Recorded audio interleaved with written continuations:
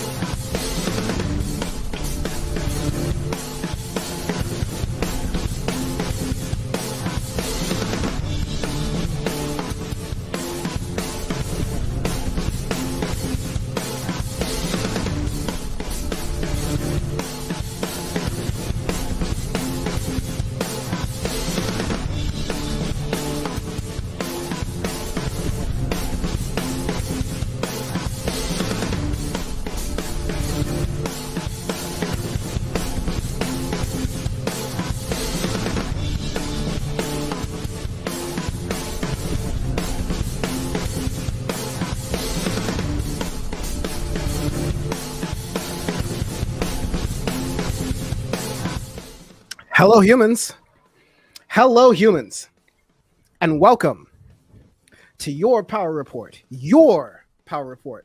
for this 5th of July, 2024. I am Dan from the internet, your humble host, your broke host, Space Ghost Coast to Coast. And as you can see, to my that side, and as you can maybe hear from the fireworks that are going on right now, yes, this is the 5th of July, 2024 of your Power Report. We are celebrating, I won't make any predictions because making predictions is not the thing you do here, but let's just say that this is a very interesting time to be celebrating the American 4th of July. I'll say that right now. So chat, how you doing? What's good? Hi to y'all. How are y'all? Yes. Hope you're doing well. I'm going to catch up chat in just a moment. But yes, I want to speak on what we'll be speaking on and, you know, existing within the context of all that ever was and all that ever will be out the coconut tree. So yeah, love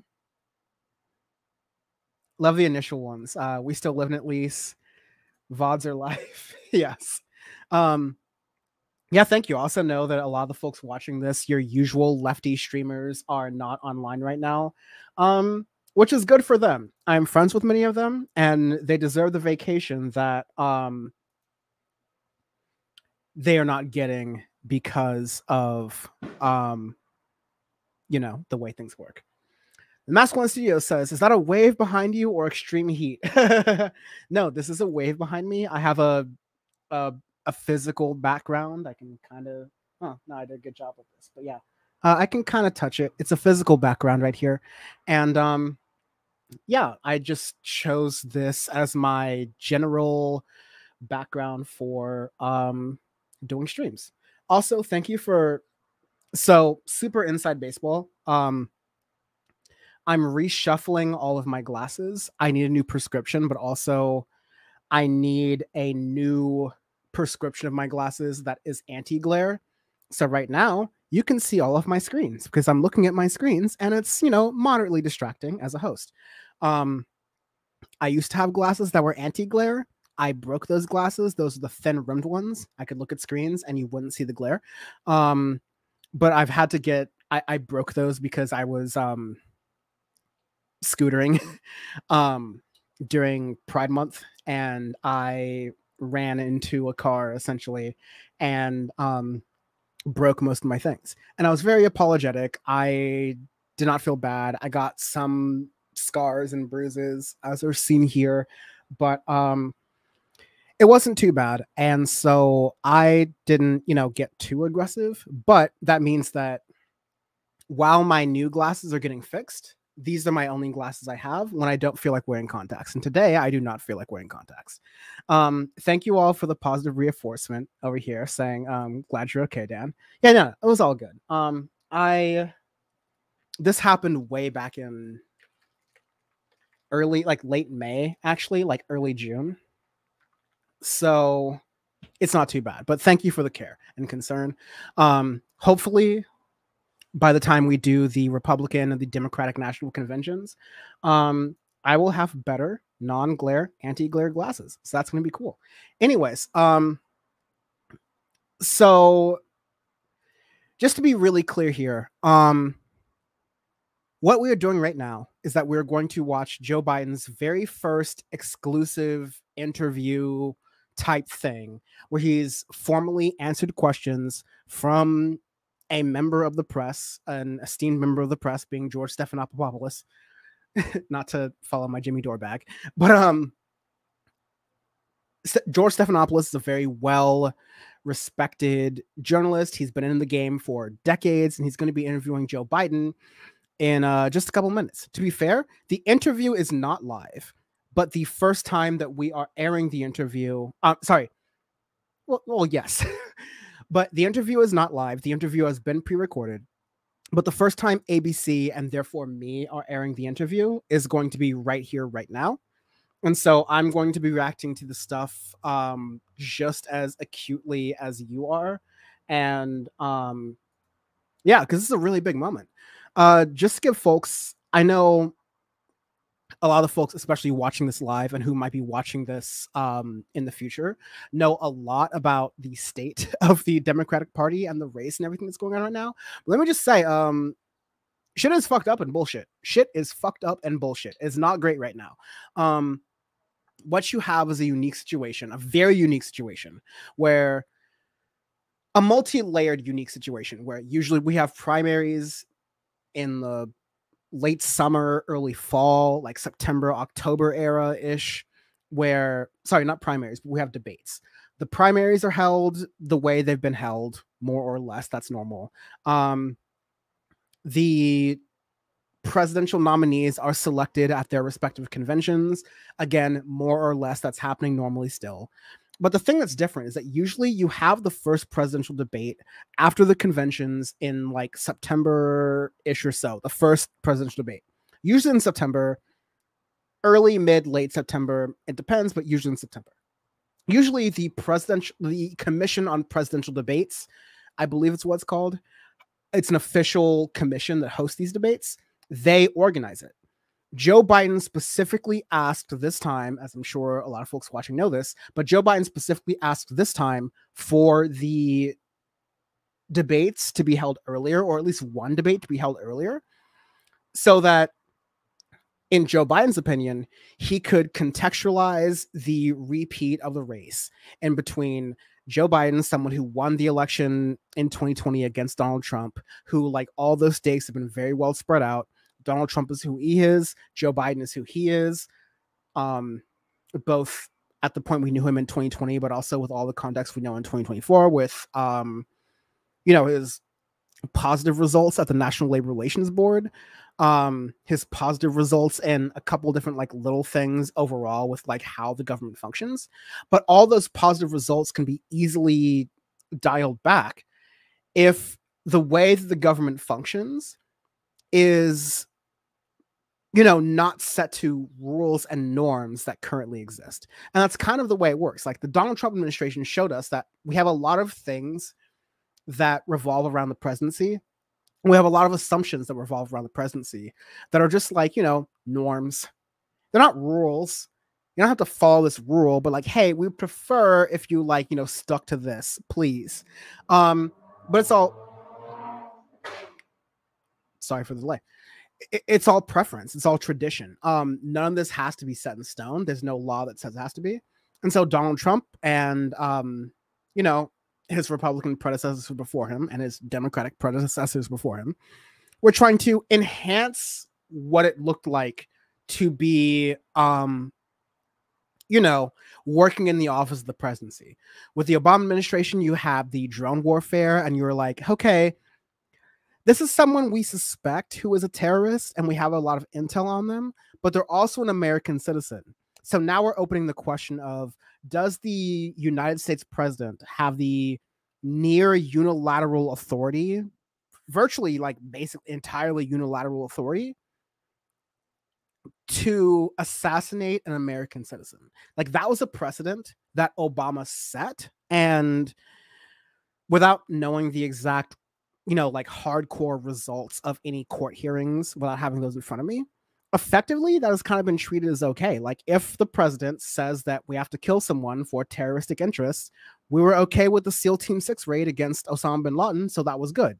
When you have Omar al-Awlaki or Omar al-Baghdadi, I'm sorry, that's not the greatest moment of mine, but I admittedly forget the names. But you have the American citizen who Obama drone killed, very famously in his administration. It's a very open question as to, like where this presidential immunity as it exists lies, and so if the presidential immunity lies in such a manner that generally the president can act without fear of being prosecuted in the future, or that the president's subordinates through the executive branch can act without impunity or fear of retribution in the future, then they're definitely going to do more risky things. And those more risky things literally look like, does the US government have the right to kill people outside of a war? Does the US government have the right to kill people outside of a war, but under the guise of a potential future war or like a terrorist attack or something like that? America has done this under false pretenses at least dozens of times, like at very least dozens of times. And so I think it's wise for no one to, like rush immediately into the idea that America is all of a sudden, whenever it happened, going to act any better right now. So, yeah, we out here. For folks who are joining, thank you. Please like the stream, whether you're watching on X/Twitter or you're watching on YouTube. Please like the stream. Please retweet it. Please reshare it so that other people can see it, whether we're going live or in the future. If you're watching on Twitch or YouTube, frankly, know that I love doing this for the love of the game, but to expand in a way to where my style and my approach, where I understand where news has been, is, and where it's going in a way that most social media people, political commentators absolutely do not. I'm asking very humbly for you here to support that effort. I know a lot of folks already watching here have supported that effort, even bought memberships for other folks. And so I really appreciate that.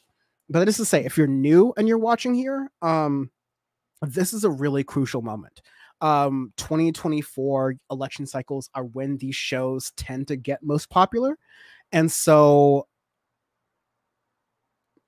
in this year, I'm going to be pushing harder to make sure that like we're running the ads, perhaps even too many ads than we should be running, right? And we're making sure that we're getting the members that we need to build the community that we need to, because whatever happens over the next 4 years, whether it's a Democratic administration, Biden or otherwise, or whether it's a Republican administration, most likely a Trump administration, the next 4 years are going to require serious discipline in journalism. A discipline that, unfortunately, I haven't seen in enough places to feel confident enough to like, not do this job. Like, if I saw that most people had the discipline to understand political topics and understand political news and be able to like contextualize it in the way it should be handled, then I would feel a little bit differently. But frankly, I am at the place right now, as we're about to start this interview, where the media space is not one that is really conducive to learning. It's not really conducive to people who want to dig deeper into the story. It's conducive to people who want to just know what is happening during a debate, or, like know what is happening during a political event, but hear it through the filter of someone else who has their own opinions and biases. And the data justifies this, especially with Gen Z, which I don't think is Gen Z exclusive, but it's also, like related to the way that people talk about these things. I'm going to pause it right there just in case we miss anything. But basically, like, I know that Gen Z especially, but also a lot of other groups tend to understand politics through the people they trust. And I hold the fact that people trust me in very high regard. But a lot of people don't think about that much. And the end result that you get are situations like this, where people are like, and confused, not sure what they're doing, following things they shouldn't necessarily follow, that whole thing. So yeah, anyways, I'm going to play whatever this is of this clip. I think this is just a teaser, but either way, I want to just make sure I play it all for my own understanding, because I'm watching this in real time with all of y'all, but also just like a general understanding. So with that, let me make sure that this is running and we'll play it. Thank you for having me. Let's start with the debate. Oh, this is the very beginning. Okay, so sorry for that delay. We're gonna do this. We're gonna do the very beginning, and we're gonna do it normal. And I'll make sure the volume is as high as it can be, because I know that's been an issue in some streams. But let's watch a little bit of the preview, and then let's go to it.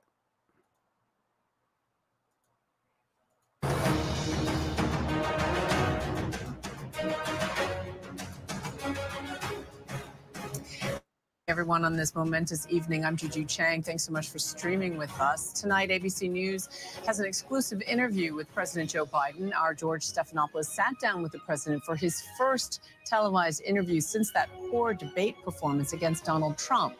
President Biden says he is committed to staying in the race and confident that he will prevail and beat Donald Trump. The president was directly called on to answer for his faltering appearances and whether he still has the mental and physical fitness for another term in the White House. Our team is standing by, of course, for analysis. But first, let's get to the interview. Mr. President, thank you for doing this. Thank you for having me. Let's start with the debate. You and your team have said you had a bad night, but your friend Nancy Pelosi actually framed the question that I think is on the minds of millions of Americans. Was this a bad episode or the sign of a more serious condition? It's a bad episode. No indication of any serious condition. I was exhausted. I didn't listen to my instincts in terms of preparing, and I had a bad night. You say you were exhausted, and I know you've said that before as well, but you came, and you did have a tough month, but you came home from Europe about 11 or 12 days before the debate, spent 6 days in Camp David. Why wasn't that enough rest time, enough recovery time? Because I was sick. I was feeling terrible. Matter of fact, the docs with me, I asked if they did a COVID test. We were trying to figure out what was wrong. They did a test to see whether or not I had some infection, a virus. I didn't. They just had a really bad cold. And Did you ever watch the debate afterwards? I don't think I did, no. Well, what I want to get at is what were you experiencing as you were going through the debate? Did you know how badly it was going? Yeah, look, the whole way I prepared, nobody's fault, mine. Nobody's fault but mine. I prepared what I usually would do, sitting down, as I did come back with foreign leaders or the National Security Council, for explicit detail. And I realized about partway through that, you know, I get quoted, the New York Times had me down at 10 points before the debate, 9 now, or whatever the hell it is. The fact of the matter is that what I looked at is that he also lied 28 times. I mean, the way the debate ran, not my fault, nobody else's fault, no one else's fault. But it seemed like you were having trouble from the first question in, even before he spoke. Well, I just had a bad night. You've had some bad interviews once in a while. I can't remember any, but I'm sure you did. I've had plenty. This is so bad right now. The problem is here for a lot of Americans watching is you've said, going back to 2020, watch me, to people who are concerned about your age. And, you know, 50 million Americans watched that debate. It seemed to confirm fears they already had. Well, look, after that debate, I did 10 major events in a row, including till 2 o'clock in the morning after that debate. I did events in North Carolina, and in Georgia. Did events like this today, large crowds, overwhelming response, no slip. I'm sorry to pause it, even though we're already delayed, but events like this is a sit down one-on-one, you're not talking to anyone style interview. All right. You've done events like this, which are none like this. You've literally done none like this, because if you did a sit down interview with NBC, CNN, CBS, or Fox News, they would have run it back and they would have promoted it the same way that ABC News did. So number one, you're not doing events the same way you're saying they are. So that's a really big lie and a really big tell for Democrats who are wondering if you're like really built for this thing when you're going against someone like Donald Trump. Number one, you were not clear and you were not honest about like the people who are watching the debate.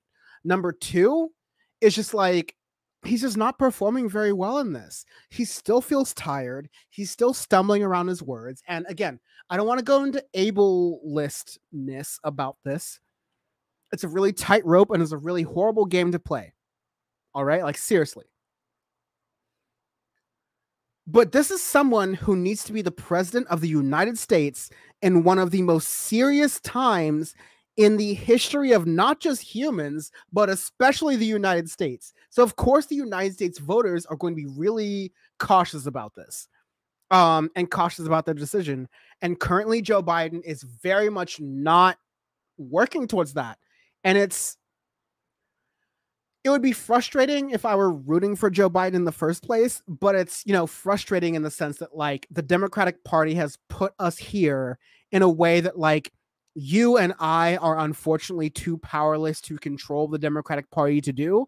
And so now we have this bozo who's speaking for us. Anyways, I'm sorry. Let's run through it as fast as we can. ABC News is going to do a commercial break, so live and let live. We'll be good. And so I just had a bad night. I don't know why. And how quickly did it come to you that you were having that bad night? Well, it came to me as having a bad night when I realized that even when I was answering a question, even though they turned his mic off, he was still shouting. And I let it distract me. I'm not blaming it on that. But I realized that I just wasn't in control. But part of the other concern is that this seems to have fit into a pattern of decline that has been reported on recently. New York Times had a headline on July 2nd, Biden's lapses are said to be increasingly common and worrisome. Here's what they wrote. People who have spent time with President Biden over the last few months or so said the lapses appear to have grown more frequent, more pronounced, and after Thursday's debate, more worrisome. By many accounts, as evidence. I will say George Stephanopoulos, to quote my listen, Jimmy Dore had some hits, and I love my Greek people. Greek people are great. Greek people are awesome. But also, I love making fun of the George Stephanopoulos name. I shouldn't, but I do. And so, yeah, George is actually asking really good questions. Like, he's asking the questions that I would expect on Fox News, which would be an adversarial interview against Joe Biden so far, to be like, hey, yo, dog, like, come on. Like, let's keep it real on the Ville right now. Like, are you really actually saying that you did okay? Are you really actually saying that you've got this? Because my brother in Christ, you do not got this. But I'll go back 20 seconds and then we'll go back to the ringer right here. I'll look at 30 seconds. Is that I just wasn't in control. But part of the other concern is that this seems to fit into a pattern of decline that has been reported on recently. New York Times had a headline on July 2nd, Biden's lapses are said to be increasingly common and worrisome. Here's what they wrote. People who have spent time with President Biden over the last few months or so said the lapses appear to have grown more frequent, more pronounced, and after Thursday's debate, more worrisome. By many accounts, as evidenced by video footage, observation, and interviews, Mr. Biden is not the same today as he was even when he took office 3.5 years ago. Similar reporting in the Washington Post and the Wall Street Journal. Are you the same man today that you were when you took office 3.5 years ago? In terms of successes, yes. I also was the guy who put together a peace plan for the Middle East that may be coming to fruition. I was also the guy that expanded NATO. I was also the guy that grew the economy. All the individual things that were done were ideas I had or I fulfilled. I moved on. And so, for example, well, that was true then. What's Biden done lately? Today, just announced 200,000 new jobs. We're moving in a direction that no one's ever taken on. I know you know this from the days in the government. I took on Big Pharma. I beat them. No one said I could beat them. I took on all the things we said we got done. We were told we couldn't get done. And part of it is what I said when I ran was I wanted to do 3 things. Restore some decency to the office, restore some support for the middle class instead of trickle-down economics, go from the middle out and the bottom up, the way the wealthy still do fine, everyone does better, and unite the country. But what has all that work over the last 3.5 years cost you physically, mentally, emotionally? Well, I just think it cost me a really bad night. Oh, whoa.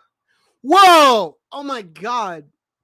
Yo, at least as I'm watching this, George Stephanopoulos is running train on this interview right now. Like, Joe Biden is answering as though he just had a bad night. When everyone has been talking about this, like the mainstream Democratic elite have been talking about this and saying that, like, hey, yo, Joe Biden's got an issue. It doesn't have to do with the June debate. It doesn't have to do with the State of the Union, because all these articles were written before the State of the Union. They were written in the run-up to the State of the Union. And so these are all people who are saying, hey, yo, Joe Biden, I think after 4 years, after 4 presidential years that age you harder than anything else, I don't think Joe Biden's got that smoke, honestly. Like, I'm going to be real with y'all. I'm going to be real with y'all. I don't think Joe Biden's got that smoke. And that's what people are watching right now.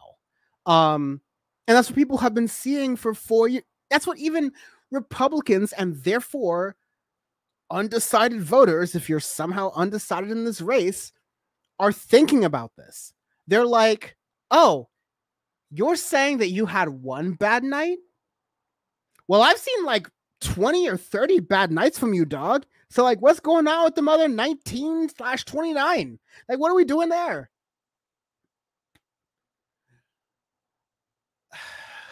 Maybe he redeems this later in the interview, but right now, I'm like,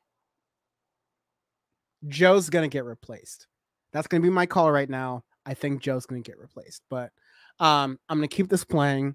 I may go off screen for a couple of seconds while I warm up my food, but I'm gonna play comments while I am, so that that's there. But let's keep watching. Sorry.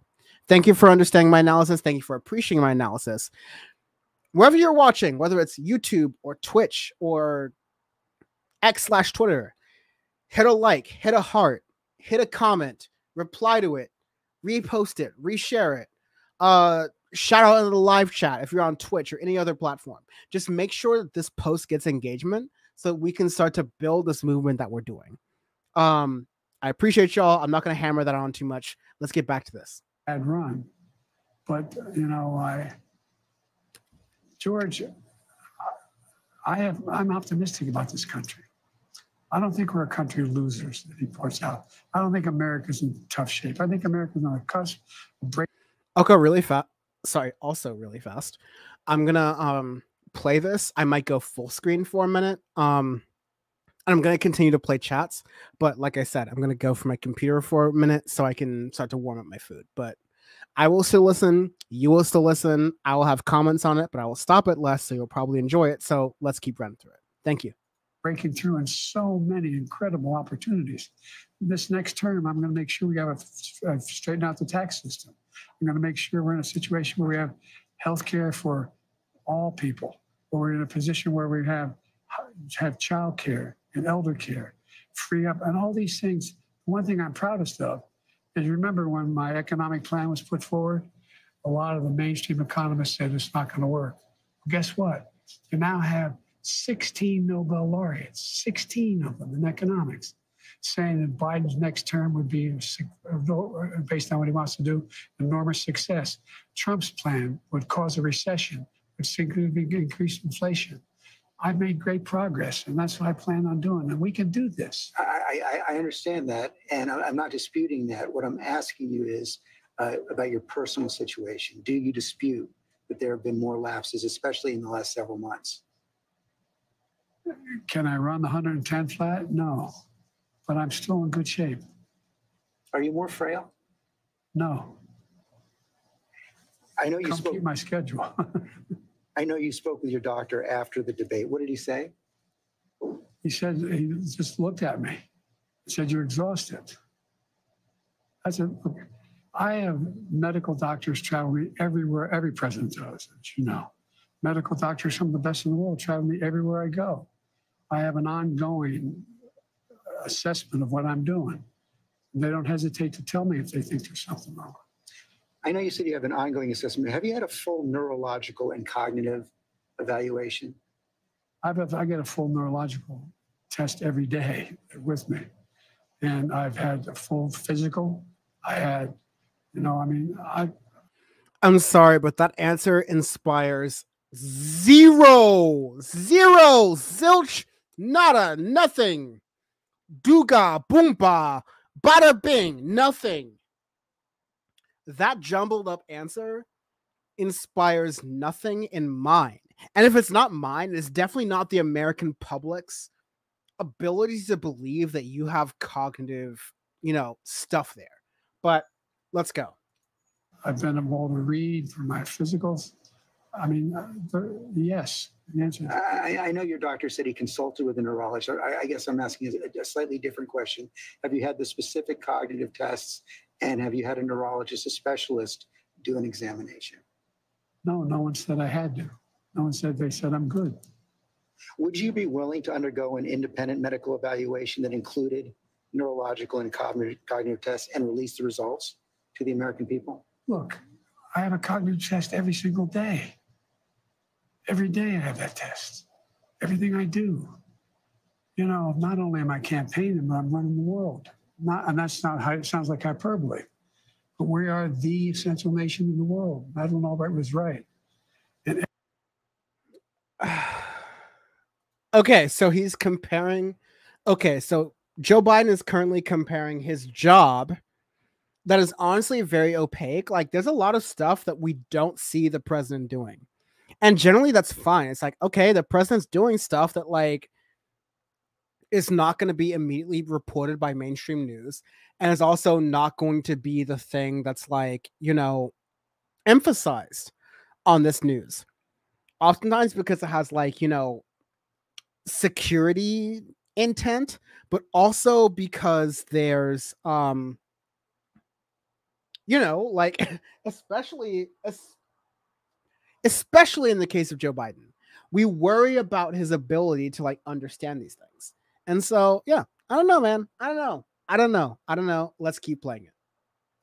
Every single day. For example, today, before I come out here, I'm on the phone with the Prime Minister of, well, anyway, I shouldn't get into the detail, but with Netanyahu. I'm on the phone with the new Prime Minister. I'm sorry. I shouldn't. Wait. A new Prime Minister is interesting, so let me let this finish real quick before I switch things. In the world, Madeleine Albright was right. And every single day, for example, today, before I come out here, I'm on the phone with the Prime Minister of, well, anyway, I shouldn't get into the detail, but with Netanyahu. I'm on the phone with the new Prime Minister of England. I'm working on what we're doing with regard to in Europe, with regard to expansion of NATO and whether it's going to stick. I'm taking on Putin. I mean, every day, there's no day I go through, they're not those decisions I have to make every single day. And you have been doing that, and the American people have been watching, yet their concerns about your age and your health are growing. So that's why I'm asking, to reassure them, would you be willing to have the independent medical evaluation? Watch me there's a lot of time left in this campaign. It's over 120. That's a no to George Stephanopoulos question. I'm sorry. I'm being offensive to Greek folks in the way that Jimmy Dore does, and so I'm sorry. But like, that was George Stephanopoulos' question, is like, are you willing to do an independent cognitive exam? Which, to be fair, was never asked of Donald Trump, even though it absolutely should have been, just given how bad cognitively Donald Trump is and was during his first term. And also because, like, that's where you need to start to insert journalistic ethics into how doctors are working, because doctors know the Hippocratic Oath. Doctors know what is supposed to work for doctors. Like, doctors know the most ethical thing for doctors to do. They don't know politics. And that's not to insult doctors.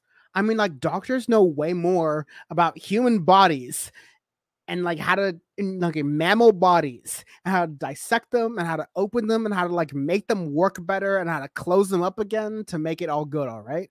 But like, that is not politics. That is healthcare. That is explicitly healthcare. Those are the experts that politicians should be going to when they're talking about things like Medicare for all or reproductive justice. Like, they should be talking to doctors to make sure that their policies are on the up and up, because policy is not the same thing as being a doctor. Policy is not the same thing as being a doctor. Once again, policy is not the same thing as being a doctor. Policy is not the same thing as any other job out there. And so we have to actually analyze this in the... So the answer... Whoops. My earphones control the thing now. But like, we have to actually analyze this in a Kamala Harris sense within the context of when we were here and all that came before us. And so we have to actually be like, okay, even if we aren't hearing these through these forums, like, what do we actually see? What do we actually envision through our politics? And where does that go? And how does that inform our decisions? Okay, once again, super sorry. Thank you for your patience. I'm gonna read your comments later. Let's go to Biden. The decision. The right answer right now is no, you don't want to do that, right? No, I've already done it. You talked a lot about your successes at the beginning of this interview. And again, like, that part was about Joe Biden's cognitive abilities. So I'll zoom out a little bit from there. I won't interrupt, and I will make sure that is expressed so that we can continue. Let's go. Would you be willing to undergo an independent medical evaluation that included neurological and cognitive tests and release the results to the American people? Look, I have a cognitive test every single day. Every day I have that test. Everything I do. You know, not only am I campaigning, but I'm running the world. And that's not how it sounds like hyperbole. But we are the essential nation in the world. Madeleine Albright was right. And every single day, for example, today, before I come out here, I'm on the phone with the Prime Minister of, anyway, I shouldn't get into detail, but with Netanyahu. I'm on the phone with the new Prime Minister of England. I'm working on what we're doing with regard to in Europe, with regard to expansion of NATO and whether it's going to stick. I'm taking on Putin. I mean, every day, there's no day I go through, they're not those decisions I have to make every single day. And you have been doing that, and the American people have been watching, yet their concerns about your age and your health are growing. So that's why I'm asking, to reassure them, would you be willing to have the independent medical evaluation? Watch me there's a lot of time left in this campaign. It's over 125 days. So I'll the make answer, a decision. the right answer right now is no, you don't want to do that right No, now. I've already done it. You talked a lot about your successes at the beginning of this interview, and I don't want to dispute that. I don't want to debate that. But as you know, elections are about the future, not the past. They're about tomorrow, not yesterday. And the question on so many people's minds right now is, can you serve effectively for the next 4 years? George, I'm the guy that put NATO together, the future. No one thought I could expand it. I'm the guy that shut Putin down. No one thought could happen. I'm the guy that put together the South Pacific Initiative with AUKUS. I'm the guy that got 50 nations. I'm sorry, I just have to come in here by saying, like, everything Joe Biden is describing right now is pushing forth imperialism. I think Taiwan should have self-determination, much the same way that, like, Palestine should have self-determination. But I also believe that the United States should not get in the way of being a proxy to that self-determination. If Taiwan wants it, then Taiwan wants it. If China wants a different thing, then China wants a different thing. But we know that America's interests are directly involved in this, China-Taiwan dispute. Not directly, because these are not people who are American citizens on the broad scale. That being said, we should care about non-American citizens regardless, just like their human life. But this is a situation where the appeal is, we have our people on the ground. And that's not the reality. Like, the reality that, Taiwan is China's game, much the way that, Cuba trying to get in the way of, America's ownership over Puerto Rico is a little bit of America's game. Right? It's wrong. We should think about it in these higher levels of politics.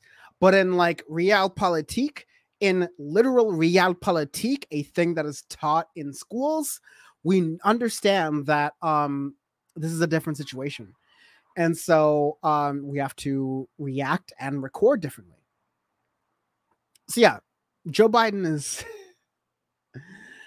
super far away from this. And I'm going to play this as long as I can, because I've got to put my stuff away. But after that, I will get to some comments, and let's keep playing this whore. So let's go. Not only in Europe, outside of Europe as well, to help Ukraine. I'm the guy that got Japanese to expand their budget. For example, when I decided we used to have 40% of the computer chip, and we invented the chip, that little chip, the computer chip. It's in everything from cell phone to weapons. And so we used to have 40%, we're down to virtually nothing. So I get in the plane against the advice of everybody, and I fly to South Korea. I convinced them to invest in the United States billions of dollars. Now we have tens of billions of dollars being invested in the United States, making us back in a position where we're going to own that industry again. We have, anyway, I don't want to take too much credit. I have a great staff. But I guess my point is, all that takes a toll. Do you have the mental and physical capacity to do it for another 4 years? I believe so. I wouldn't be running if I didn't think I did. Look, I'm running again because I think I understand best what has to be done to take this nation to a completely new level. We're on our way. We're on our way. And look, the decision recently made by the Supreme Court on immunity, you know, the next president of the United States, it's not just about whether he or she knows what they're doing. It's not about a conglomerate of people making decisions. It's about the character of the president. The character of the president is going to determine whether or not this Constitution is employed the right way. And we should note that ABC News offered Donald Trump the same opportunity for a one-on-one interview, and he declined. We'll have more of George Stephanopoulos' exclusive interview with President Biden in just 60 seconds. Stay with us. Israel, a nation at war. In Rolling Fork, this tornado tore through this town. From Lewiston, Maine. The scene of a horrific mass shooting. From the scene of that deadly missile strike. ABC News Live everywhere. In Iceland, let's go. On the 2024 campaign trail. Here at 10 Downing Street. Wherever the story is. We're going to take you there. You're streaming ABC News Live. ABC News Live. You're streaming ABC News Live. ABC News Live, streaming free everywhere. There is a price to be paid every time a survivor shares their story. I will not be silenced. Do you feel the church accepted abuse? I wouldn't say accepted it as so much pretended it didn't exist. Yep, that's him. Yep. Ready? Kira Phillips with ABC News. Does your church protect sexual predators? The powerful new Impact by Nightline. Secrets of the 2x2 Church. There's nothing pretty about hearing this. Now streaming on Hulu.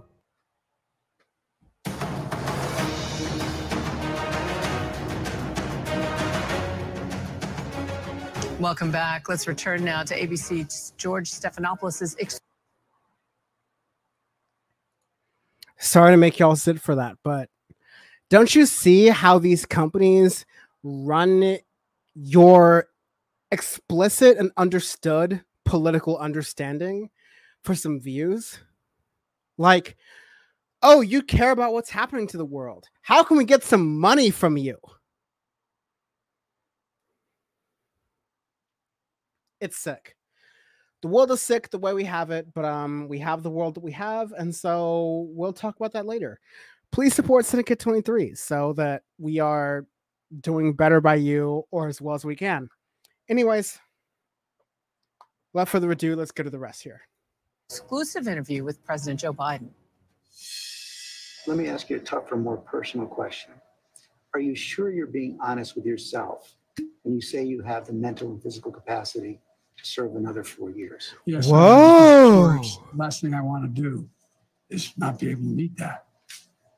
I think, as some of the senior economists and senior foreign policy specialists say, if I stop now, I'd go down in history as a pretty successful president. No one thought I could get done what we got done. But are you being honest with yourself as well about your ability to defeat Donald Trump right now? Yes. Yes, yes, yes. You say that, and let me challenge you. Sure. Because you were close, but behind going into the debate. You're further behind now by any measure. It's been a two-man race for several months. Inflation has come down. In those last few months, he's become a convicted felon, yet you're still falling further behind. You guys keep saying that. George, you know polling better than anybody. Do you think polling data is accurate as it used to be? I don't think so, but I think when you look at all of the polling data right now, it shows that he's certainly ahead in the popular vote, probably even more ahead in the battleground states. And one of the other key factors there is it shows that in many of the battleground states, the Democrats who are running for Senate and the House are doing better than you are. Well, that's not unusual in some states. I carried an awful lot of Democrats last time I ran in 2020. Look, I remember them telling me the same thing in 2020. I can't win. The polls show I can't win. Remember 2020, the red wave was coming. Before the vote, I said, that's not going to happen. We're going to win. We did better in an off year than almost any incumbent president ever has done. They said in 2023, all the tough races, we're not going to win. I went into all those areas, all those districts, and we won. All that is true, but 2020 was a close race. And your approval rating has dropped significantly since then. I think the last poll I saw was about 36%. The number of Americans who think you're too old to serve has doubled since 2020. wouldn't a clear-eyed political calculus tell you that it's going to be much tougher to win in 2024? Not when you're running against a pathological liar. Not when he hadn't been challenged in a way that he's about to be challenged. Not when people... You've had months to challenge him. Oh, I sure had months, but I was also doing a hell of a lot of other things, like wars around the world, like keeping NATO together, like working anyway. But look... Do you really believe you're not behind right now? I think it's all the pollsters I talk to tell me it's a toss-up. It's a toss-up. And when I'm behind, there's only one poll I'm really far behind, CBS poll and NBC, and New York Times and NBC both have you about 6 points behind in the popular vote. That's exactly right. New York Times had me behind before anything happened to do.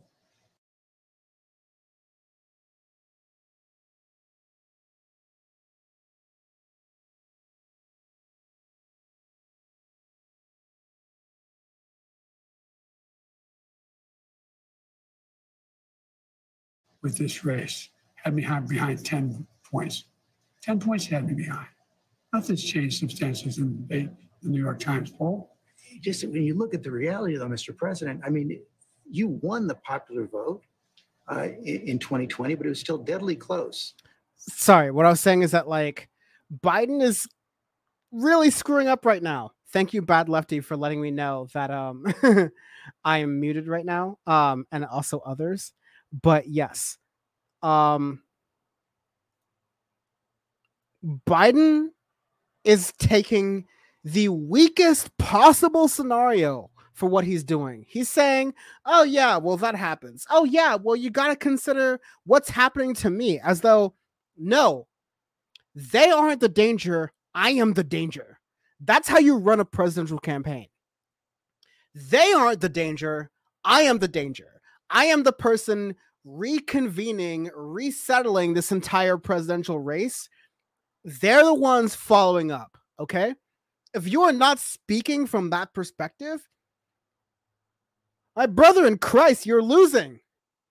You're losing, and you're losing at a time that is way bigger than your ego. This is a time that actually has to, like, you know, has American democracy at stake. Not to follow some, like, DNC talking points, but, like, I can't say with confidence that Donald Trump will concede in 2028 to whatever Democrat will likely beat him, or, you know, whatever Republican will likely beat him. There's no way to confirm that. And so how are you acting here? Again, I'm going to, unfortunately, you know, sorry, but I'm going to go back a little bit. Like, how do you act as though, oh no, it's not that bad, which is the way Joe Biden is, which tells me that the people around him are not reinforcing how effing bad the situation is. Not only is Joe Biden about to screw up his entire, you know, political weight that he's had, but the country's fucking over, dude. The country's fucking over if he doesn't figure this out.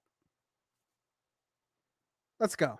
Look, do you really believe you're not behind right now? I think it's all the pollsters I talk to tell me it's a toss-up. It's a toss-up. And when I'm behind, there's only one poll I'm really far behind, CBS poll and NBC, and New York Times and NBC both have you about 6 points behind in the popular vote. That's exactly right. New York Times had me behind before anything happened to do with this race. Had me behind 10 points. 10 points had me behind. Nothing's changed substantially in the New York Times poll. Just when you look at the reality, though, Mr. President, I mean, you won the popular vote in 2020, but it was still deadly close in the electoral college. 7 million votes. Yes, but you're behind now in the popular vote. I don't buy that. Is it worth the risk? I don't think anybody's more qualified to be president or win this race than me. You know, the heart of your case against Donald Trump is that he's only out for himself, putting his personal interest ahead of the national interest. How do you respond to critics who say that by staying in the race, you're doing the same thing? Oh, come on.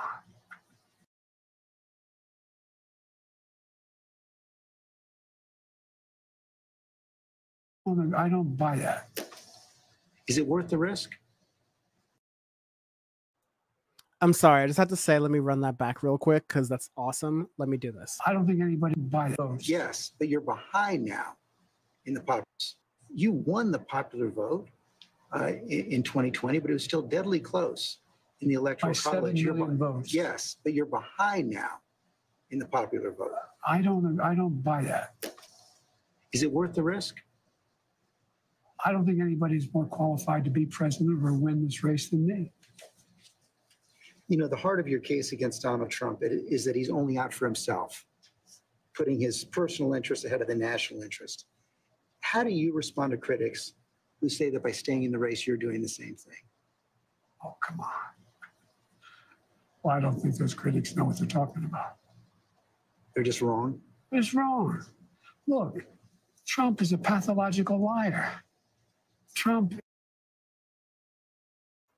Honestly, wow, this is amazing, that Joe Biden is willing to believe his lying eyes, as opposed to all of the people who are speaking against what he's doing. Everyone says don't do this, and yet he's doing it. He's really doing it. Inshallah. Okay, let's run this. Let's play it more. He is. Have you ever seen anything Trump did that benefited somebody else, not him? You can't answer. I know. I've questioned him and his allies as persistently as any journalist has. Oh, I know you have. I'm not being critical. Yeah. I'm not being critical. But look, I mean, the man is a congenital liar. As I said, they pointed out in that debate, he lied 27, 28 times the times, or whatever number, over 20 times. Talk about how good his economy was, how he brought down inflation, how this is a guy who, unlike only other president other than him is Hoover, lost more jobs than he created. This is a guy who told us to put bleach in our arms to deal with COVID, with over a million people died. This is a guy who talks about wanting to get rid of the healthcare provision we put in place. This is the guy who wants to give the power back to big pharma to be able to charge exorbitant prices for drugs. This is the guy who wants to undo every single thing I've done. Every single thing. I understand that. I understand that's why you want to stay in the race. But have you convinced yourself that only you can defeat him? I convinced myself of two things. I'm the most qualified person to beat him, and I know how to get things done. If you can be convinced that you cannot defeat Donald Trump, will you stand down? It depends if the Lord Almighty comes down and tells me that, I might do that. Well, I mean, on a more practical level, Washington Post just reported in the last hour that Senator Mark Warner is assembling a group of senators together to try and convince you to stand down because they don't think you can win. Well, Mark is a good man. We've never had that. He also tried to get the nomination too. Mark's not. Mark and I have a different perspective. I respect him. And if Chuck Schumer and Hakeem Jeffries and Nancy Pelosi come down and say, we're worried that if you stay in the race, we're going to lose the House and the Senate, how will you respond? I go into detail with them. I've spoken to all of them in detail, including Jim Clyburn. Every one of them. They all said I should stay in the race. Stay in the race. None of the people said I should leave. But if they do? Well, it's like, they're not going to do that. You sure? Well, yeah, I'm sure. Look, I mean, if the Lord Almighty came down and said, Joe, get out of the race, I'd get out of the race. The Lord Almighty's not coming down. I mean, these hypotheticals. To Donald James saying on stream right now, I swear if they continue with Biden, he better do better than in the second debate. He better do better in the second debate or else we're all cooked. I don't think the majority of the Democratic Party wants to make it so that they're holding on the second debate. The first debate performance for Joe Biden told you and I as political observers, told us as you and I, people who might be slightly influential to the Democratic Party. They have said explicitly that Joe Biden ain't got the sauce. So if you ain't got the sauce, you can't be the boss. All right, I'm gonna continue this, and in the words of Monup, I'm gonna get my food. So y'all do that. I'm gonna keep running this joint, and I'm sorry if an ad run's doing this, but like, you know, it's how it is. If you don't want ads to run, become a Syndicate 23 member. Join.syndicate23.co. It's on Twitch, it's on YouTube. Do the damn thing. Come on. You know you want to. Thank you. George, if all, but it's not that hypothetical anymore. I grant that they have not requested the meeting, but it's been reported. I've met with them. I've met with a lot of these people. I've talked with them regularly. I had an hour conversation with Hakeem. I had more time than that with Jim Clyburn. I spent time with many hours off and on the last little bit with Chuck Schumer. It's not like I had all the governors. I agree that the Lord Almighty is not going to come down, but if you are told reliably from your allies, from your friends and supporters in the Democratic Party, in the House and the Senate, that they're concerned you're going to lose the House and the Senate if you stay in, what will you do? I'm not going to answer that question. It's not going to happen. What's your plan to turn the campaign around? Saw it today. How many people do you draw crowds like I drew today? You find me any more enthusiastic than today? Huh? I mean, I don't think you want to play the crowd game. Donald Trump can draw big crowds. There's no question about that. He can draw a big crowd, but what does he say? Who's he have? I'm the guy supposedly in trouble. We raised $38 million within 4 days after this. We have over 1 million individual contributors. Less than $200. I mean, I've not seen what you're proposing. You haven't seen the fall off in the polls. You haven't seen the reports of discontent in the Democratic Party, House Democrats, Senate Democrats. I've seen it from the press. So much to analyze. And so for more insight on this interview, we're joined now by contributing political correspondent Rachel Bade, who's also author of the Politico Playbook. Rachel, thanks for joining us. I would be here. I know that every source you have in Washington is going through the tea leaves and looking at it. Is there anything you or they saw tonight that is moving the needle on this? And is even a perfect performance going to move the needle? Yeah, I was hearing even before this interview aired that a perfect performance would sort of just prolong the inevitable right now, that, Biden from the debate is so damaged that people will not forget what happened last Thursday, even if he, has the best interview possible here. And because of that sort of line of thinking, I would say that what we saw tonight is actually one of the worst possible scenarios for Democrats. He didn't do so bad that it's obvious and a whole bunch of Democrats are going to come out, go on record and say it's time for you to step aside.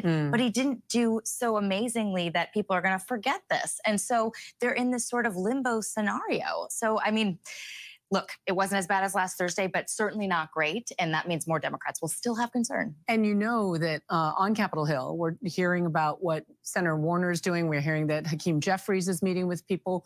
What do you think will come out of these meetings? What are you hearing? Yeah, so I think next week is going to be a crazy week, Juju. I mean, the lawmakers have been out for, a week now for congressional recess. This means they could avoid the press, they can avoid the cameras and not have to weigh in.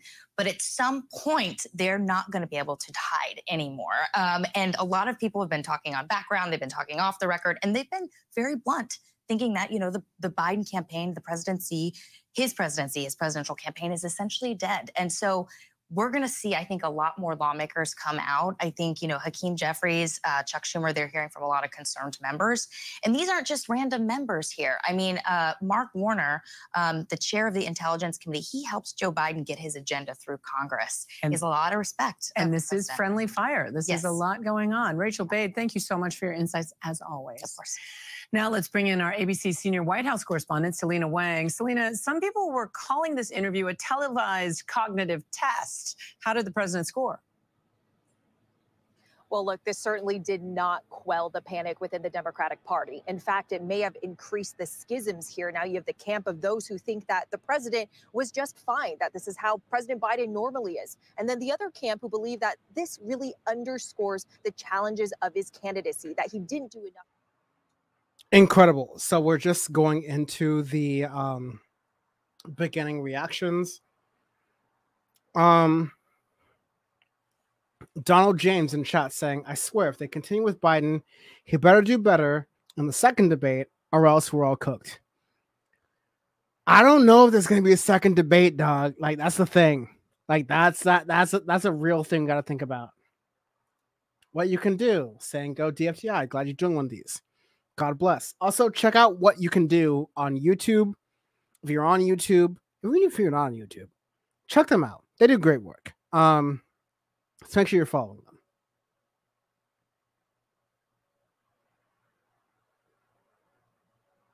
them.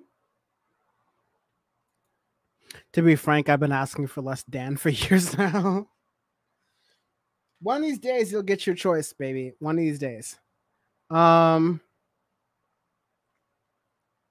One Studios saying, hang on. Dude is clearly convinced that Palestinians aren't experiencing the worst case, right?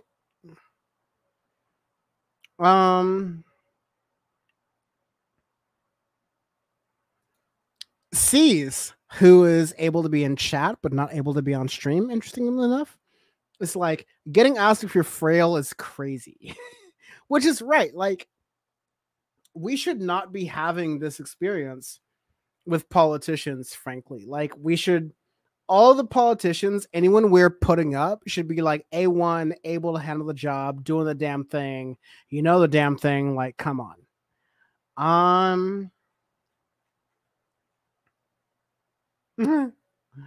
Orange Brandon Brunowski. I love that. I love that very much. I'm pretty behind.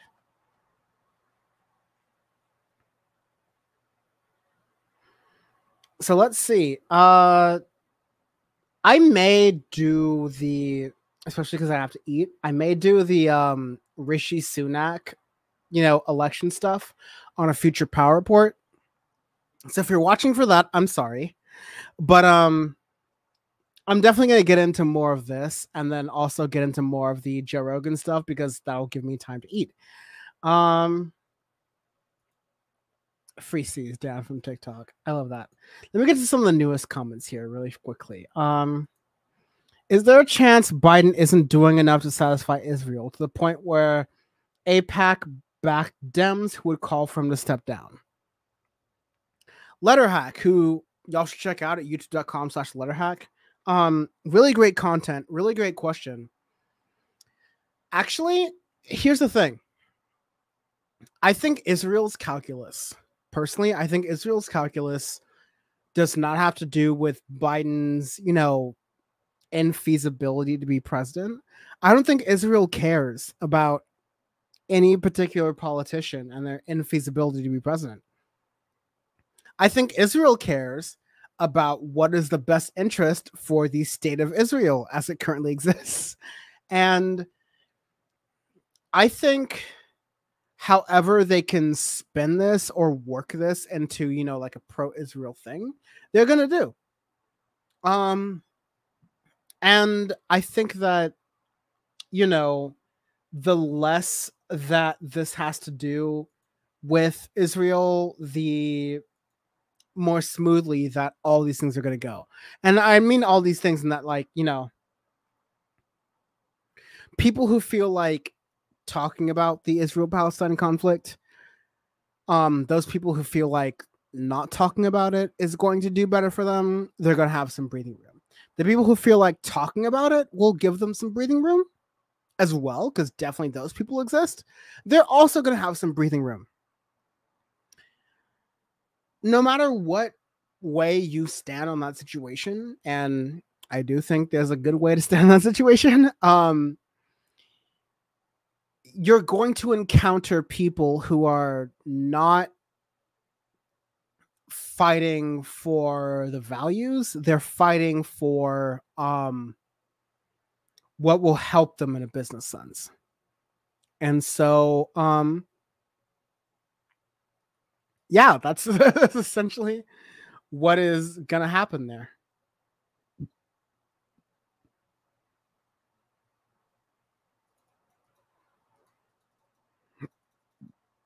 Let me see. Selena Merritt. The leadership of Project 2025 said they will fight Biden being removed from the ballot because they want him to run next against Trump. That's interesting. I haven't read that, but I don't disagree with that, considering how you know, how things went. Like I'm sure, based on even things that Donald Trump has already said, I'm sure that the Donald Trump campaign administration would prefer to fight against someone like Joe Biden because they're an easier fight. But I don't know if that's going to be like easier for them more broadly. Let's go to the rest of the CNN, ABC, Freudian slip, coverage to see if they do anything, you know, worth a damn, right? So let's go through here. I may be off camera really quickly while I'm grabbing a bite. So. Good evening, everyone. I'm Juju Chang in for Lindsay Davis. Thanks so much for streaming with us tonight. ABC News has an exclusive interview with President Joe Biden. Our George Stephanopoulos sat down with the president for his first televised interview since that poor debate performance against Donald Trump. President Biden says he is committed to staying in the race and that he's confident he'll be able to beat Donald Trump. The president directly called on to answer for his faltering appearances and whether he still has the mental and physical fitness for another term in the White House. But now the first Senate Democrat is questioning his fitness for the job, organizing a meeting to discuss the matter with fellow senators. Our team is standing by for all the analysis, but first, let's get to the interview. Mr. President, thank you for doing this. Thank you for having me. Let's start with the debate. You and your team have said you had a bad night, but your friend Nancy Pelosi actually framed the question that I think is on the mind. Forgive me because I know you all saw this already. I'm going to skip through this to get to the point where the analysts start to speak because, you know, we're doing our own thing here. But when the analysts make their point, it's definitely going to be like when we start to get a sense of, oh no, how are the mainstream Democrats starting to see this thing? And so, let's do this here. Again, forgive me. I'm just trying to fast forward through this. Thank you everyone who's watching the chat. I'm going to also scarf down some food. But yeah, he hears that where that goes. Appreciate it. So much to unpack now. We're going to turn to Congressman Mike Quigley, representative from the state of Illinois, joining us now. Thanks for being here. Thank you. I'd rather be doing anything else than having to talk about the President of the United States in this manner. On a summer vacation weekend, no less. You've heard by now, of course. It's just painful to address it this way, that's all. Well, tell us about your reaction. First, let's go to a clip, one particular point that is particularly poignant. Let's listen. If you are told reliably from your allies, from your friends and supporters in the Democratic Party, in the House and the Senate, that they're concerned you're going to lose the House and the Senate if you stay in, what will you do? I'm not going to answer that question. It's not going to happen. He says it's not going to happen. What are your thoughts? What's your reaction to that? Do you agree that the president says that it's not going to happen? Which is funny because it's literally happening right now. But no, this is Beltway time. Let's see how the Beltway responds to this really quickly. I'm not sure I share his confidence in that. Look, this was a busy week. It was a holiday week, as you described. I think a lot of members are processing what they saw and what it means. Polling, a really effective polling, can take 4, 5, 6 days. And all those frontliners are assessing what it means in their races. So I think you'll see a sharper reaction. I think you'll see more members talk as I have about the concern here. I'll tell you, though, the thing that frightened me that the president said today was, as long as he gave it the best, that's all that matters. No, all that matters is beating Donald Trump. And it's not about that team effort or that spirit. The whole reason I'm talking about this is the specter of a second term for President Trump and what that means. President Biden is absolutely right and justified to talk about an historic record of what he brought us from, the edge of autocracy, what he's done on climate change, what he's done about issues of choice, and so many other things. It's a proud record. But if he continues in this vein, I don't think he wins. And I'm very concerned of the impact that'll have on down ballot races. And as you know, the House and Senate are decided by a handful of votes and seats, and those are a handful of votes. So, of course, top of the ticket is going to be absolutely critical. I just want to say here, as I'm scarfing down food, that the opinion of a Democratic insider is that Joe Biden ain't got the sauce. After he watched that interview, Joe Biden ain't got the sauce. Not according to me, someone who has always believed that Joe Biden ain't got the sauce, but someone on the Democratic inside who's willing to speak, frankly, mostly sight unseen, to ABC News on this national platform to say what they feel. So keep that in mind. I'm going to run this back a couple seconds, but let's keep watching this. Understand how he feels. Thank you. Of autocracy, what he's done on climate change, what he's done about issues of choice, and so many other things. It's a proud record. But if he continues in this vein, I don't think he wins. And I'm very concerned of the impact that'll have on down ballot races. And as you know, the House and Senate are decided by a handful of votes and seats, and those are a handful of votes. So, of course, top of the ticket is going to be absolutely critical. I'm curious what moved you, what you heard in the debate and tonight that helped you signal your openness to replace Biden as the nominee. And how do you feel about that tonight? You know, I began the week, and this, I'd rather be doing anything than talking negatively about this campaign because I just respect the man so much. What changed so dramatically for me was the fact that they began the debate way down in swing states and not showing the strength to move up. The status quo wasn't going to do it. And of course, a disastrous bad night, but far more than that. And to me, it's going to be very hard for the president to have the vigor it's going to take to not just get the status quo, but to bring back where he was. You know, right now, the base is a problem, and he's going to get beat by those swing voters. And a lot of critical voters who could be with Democrats are likely to stay home if the election were today. So it was a tough race. It's brutal now. With the greatest respect, I don't think he's up for it.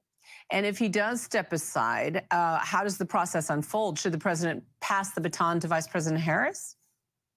Well, there's a process, and I don't want to get ahead of ourselves because, again, I want the president, he alone makes this decision.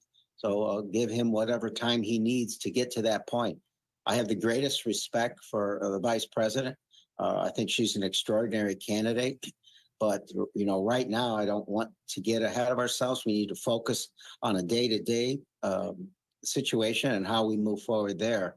The process is in place. There's a way to do this, particularly if it's before the Democratic convention. And we know there are a lot of conversations happening behind closed doors. ABC News has learned that House Minority Leader Hakeem Jeffries is going to hold a virtual meeting with House Democrats on Sunday. And we know Mark Warner is assembling senators next week to talk about a potential replacement or to ask President Biden to step aside. Do you think the writing is on the wall? Look, I think there's growing concern, and as this week has passed, people have processed this, tried to understand it more thoroughly. I think this is going to be an intense week in D.C., never mind all the issues and critical issues that are taking place on the floor and in the country and the world. The political realm is going to go into hyperdrive this week. I don't want to characterize where those meetings are and how and what their intentions are, but this was what people will be talking about all week. Mike Quigley, thank you so much for your time and for your insights this evening. Appreciate it. Thank you. And of course, you can watch George's exclusive interview with President Biden once again at 10 o'clock Eastern right here on ABC News Live. We have still much more to get to here on Prime. Hurricane Beryl now taking aim at Texas, expected to re-strengthen this weekend to a Category 1 hurricane. It could bring life-threatening storm surge and flash flooding to the area. We'll have the full forecast up next. Okay. So that was that. I'll be honest. I will have to return. Let me go. Sorry. I'm here. I'm going to return later this evening once I have this delicious vegan pizza that I'm eating right now. And also just like while I gather some thoughts and read from some folks I understand. But yeah, that was terrible. Like let's level set here. Like that was terrible. All right? Like in this you know, like I'm sorry, how do I describe this? There is incentive, there is push, there is pull towards this, you know. Kamala Harris, Joe Biden don't have what it takes to be the nominees for a national candidacy. It was pushed aside. It shouldn't have been pushed aside. This is a problem. And so, you have instances of, sorry.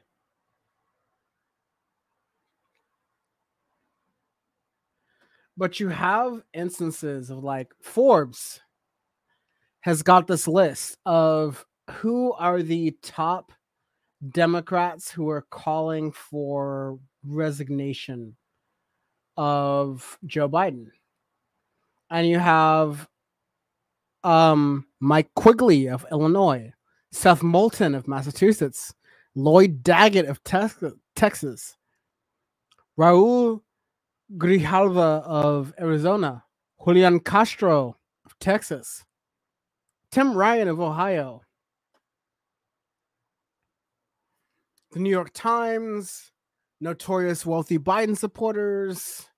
And that's like mostly who we've got here. Like, you know, MSNBC folks, like, this is a big thing. This is like, even the elites are like, hey, yo, he's too old to be president. We can't do this. We have to figure out something else. And honestly, like, I agree, but I have to work with the fact that the Democratic Party has openly ignored these warnings and these calls for the past several decades. And only now are they paying attention because it might actually hurt them. And so I don't care that they're now actually paying attention. What I care about is the thing I care about, which is the thing I cared about, you know, coming into this and going out of this, which is American democracy. And if this thing can exist beyond what the partisans who mostly control our government are doing. And I don't know if that's true. I really don't know if that's true, honestly. Like, that's the thing. It's like, I don't trust that American partisans are willing to put aside their, you know, very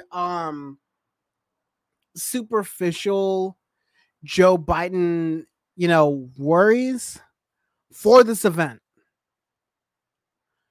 I don't believe that most of these superficial Biden voters are ready for it. And so I'm sorry. I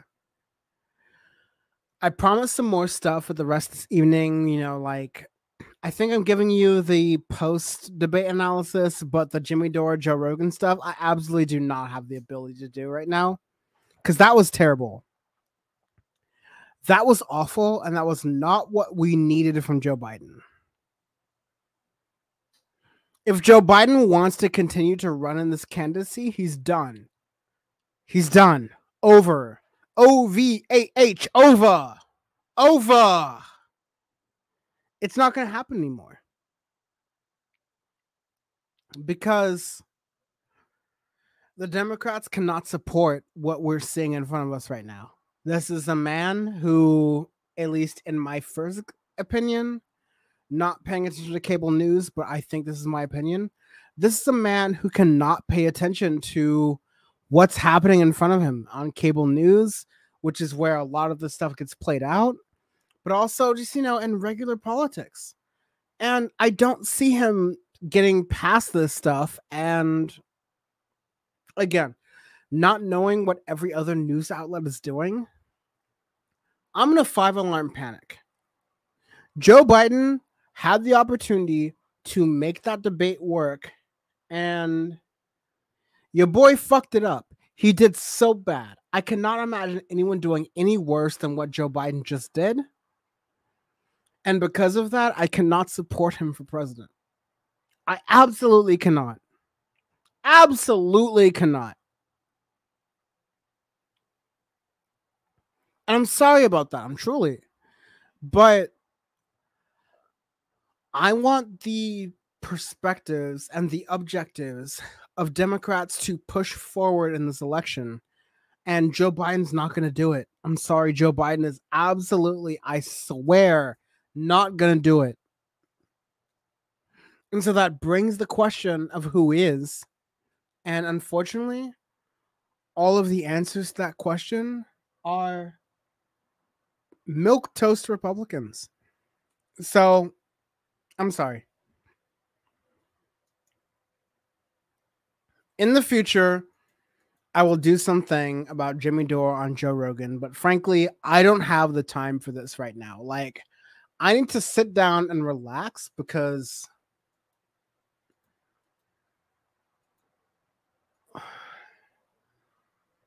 I wrongly thought Joe Biden could pull this through. And he couldn't, and he didn't. And now it's much worse than we thought.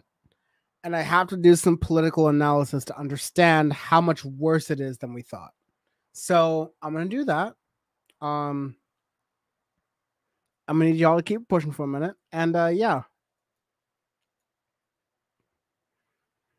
Trust me on some Power Report. Hopefully later this weekend or early next week, or at bare minimum on the show next week. But mark my words right now during this live stream, Joe Biden is cooked Rooney. There's no way Joe Biden comes back from this. I guarantee it. This was so bad. This is so bad. It didn't answer so many of the questions. And we're out here. We're out here and we got to deal with the fact that Joe Biden can answer questions and our country is under attack. So this is your life, America. Not your life. Definitely not our choice. If we knew this from the beginning and knew where Bernie and all the other candidacies were going for, we knew this was coming, and it's here. What's the saying about Power Report? The fascism is already here. The fascism is already here. The fascism done been here. The fash have been here. We are just here to facilitate their coming on. I don't want to do that, and I hate that we're doing that, but it looks like we're doing that. And Joe Biden's not going to be the one to save us. So that's on us to figure out how we get out of this. And it's hard, and it's tough, but the power is more within you than it is with any of these piece of crap Democrats. So, yeah. The power is within you and I and us and all of us who understand what's going through, who are an increasingly small group and a smaller group than you imagine. So please continue to watch the show, like the stream, support what we're doing, and yeah, we're gonna. God, I'm so sorry. I wanted to get through more of this, but it's so bad. We're gonna get through more of what's coming up from America, what's coming up for Biden, what's coming up for the idiots in the artillery of the world, and yeah, we're gonna figure out what's the future for this country, one step at a time. This has been your Power Report, and once again, the power is always within you. I'm sorry, but it's really depressing to do the show at this point. So, oh no. Yes, like I said, it's gonna be really depressing to do the show at this point, so I'm gonna just play us out with some regular music. Hell yeah. The power is always within you. Peace, and we'll figure this out in the future. Become a Syndicate 23 member if you're not.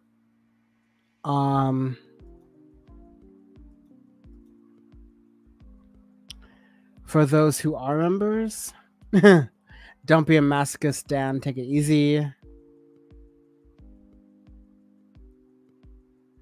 Never miss an episode. The power is within me. Yes, the power is within you. You can do it more than you trust my ability to do it. So let's do it. We out here. Thank you. And good night. Have a good weekend.